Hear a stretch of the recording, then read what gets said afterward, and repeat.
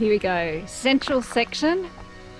Leaving Halls Gap now, heading up to the pinnacle, all fueled up with coffee and brekkie.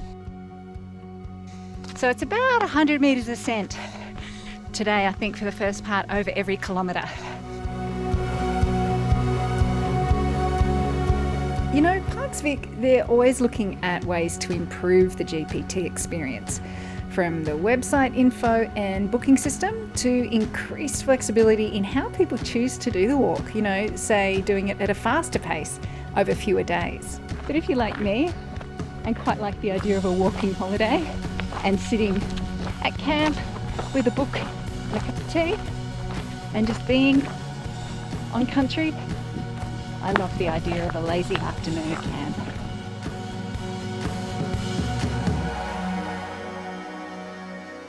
The first call is to get up on top of Mount Rosia up there.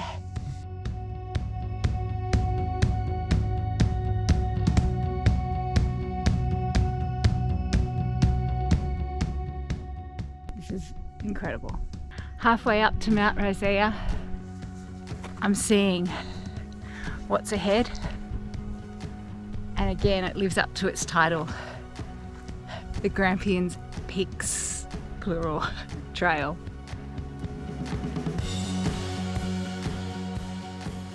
So I'm coming to the top of that first big climb for this day, and I have a funny feeling I'm about to get an incredible view.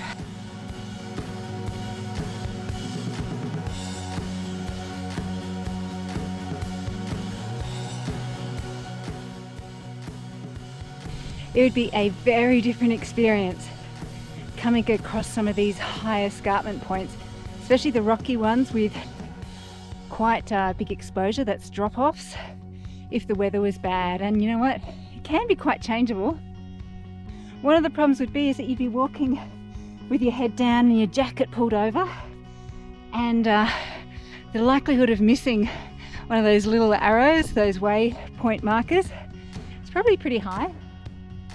And not only that, the rock gets super slippery, so you need to take really good care.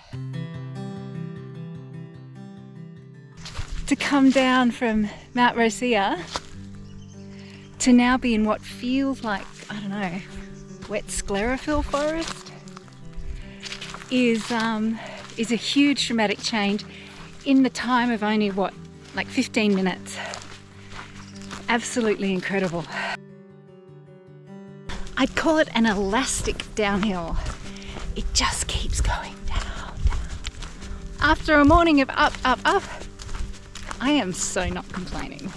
My ears have just popped, but given we've just descended 600 meters in the last hour and 15, I'm not surprised.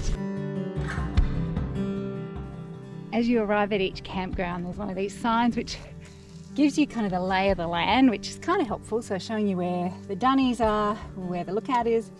And this one, Barriulug, which is night 6, is the first one that doesn't have a fully enclosed shelter. Instead, some windbreaks and some nice areas to kick back and have a meal and set up.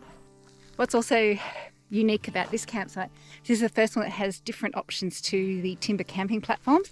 It also has some compressed sand.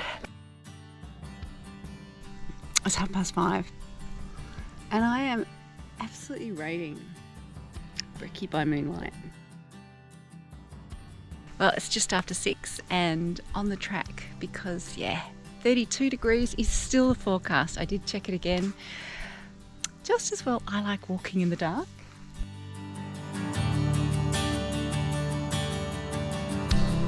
It's been such a nice ascent this morning, coming up the Spur out of camp.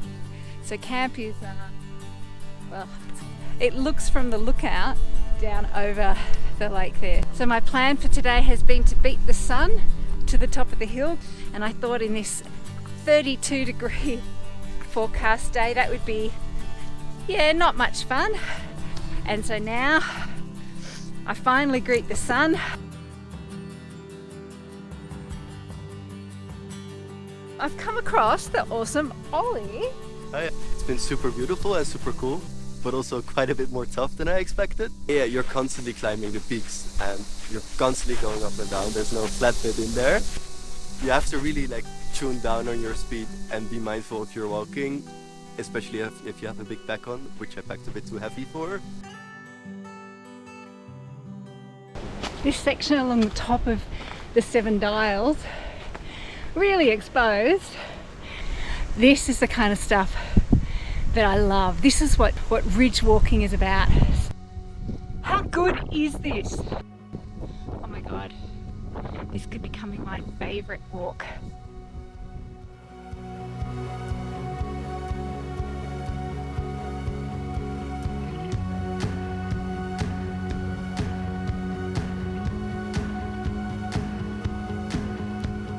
If I wondered where the 32-degree day got to, I found it.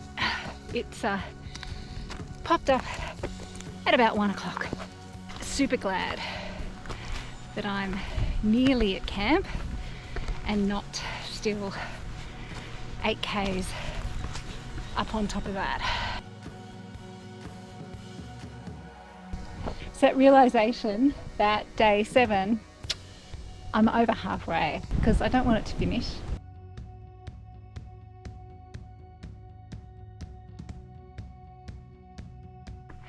Morning. So first call for the day is getting up on top of that puppy, Dowell, also known as Mount William. It was at the highest peak in Western Victoria. The track notes say it's on management trail, but it's graded 5. So I'm a bit curious about that. I usually think of grade 5 as being no sealed surface and an uneven, rough, sometimes invisible track. Let's just have a look. And looking further south at the rest of the track, and you can really see why this next section is called the Plateau.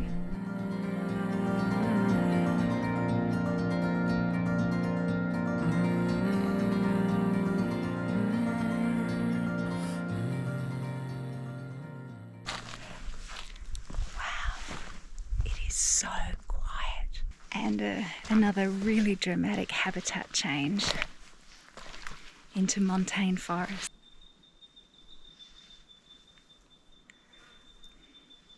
I just want to stay all day.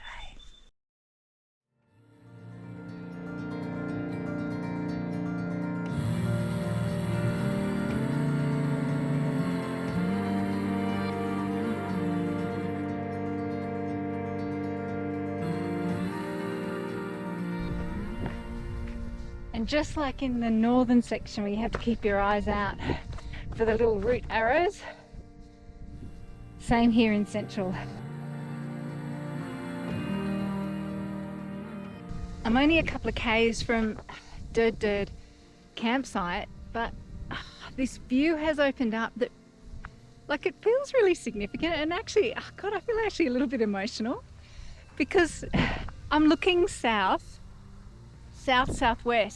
and I can actually see Mount Abrupt. Now, Dunkeld, the end of the journey is down there, and for the last week, every time I've looked south, all I've seen is big mountains, big mountains, big mountains in front of me. And this is the first time I'm seeing things below me and on the plains to the south, and further along for my journey for the southern section, all the way along there to Mount Abrupt.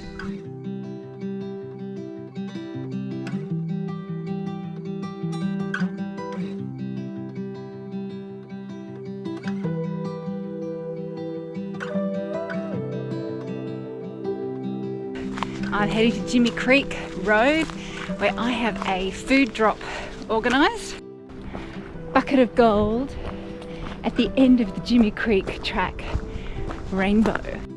I have a new shirt, ooh, and I even have new walking trousers on, pants. I'm kind of tempted to say the word slacks.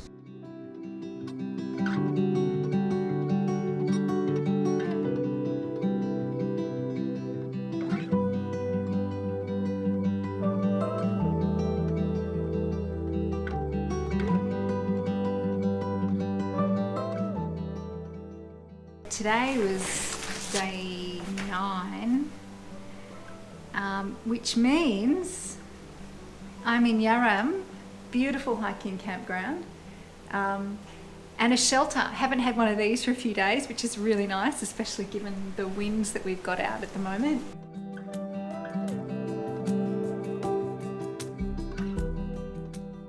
The central section feels a lot more remote, and it feels a lot more wild, and there's certainly a lot less people around, and it's harder. A chunk of the central section is grade 4 and grade 5, and grade 5 is the highest grade in Australia. If you've got the experience, I absolutely rate it and would highly recommend it. It's time for me to pull out my southern section map and see what is ahead. Can't wait.